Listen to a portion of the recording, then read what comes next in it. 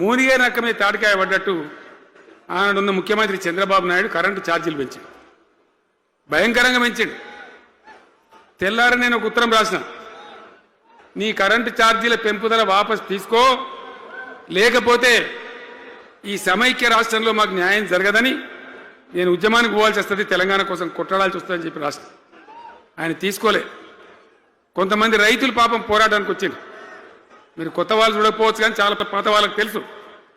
పోరాటానికి హైదరాబాద్కి వస్తే నిరసన తెలపడానికి పట్టపగలు 11:30 గంటలకు బషీర్ బాగులో ఇష్టమున్నట్టు విచ్చలవిడి కాల్పులు జరిపి చంపేస్తే 3 రైతులు అక్కడికక్కడనే ప్రాణాలకి చచ్చిపోయారు.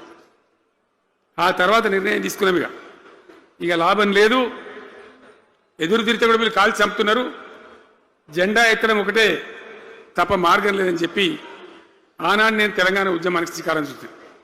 ఎంబడ ఎవడు వచ్చినా సరే రాకున్నా సరే ప్రజలున్నారు, యువకులున్నారు, చూసుకుందాం దేకలేం అని చెప్పి బయలుదేరి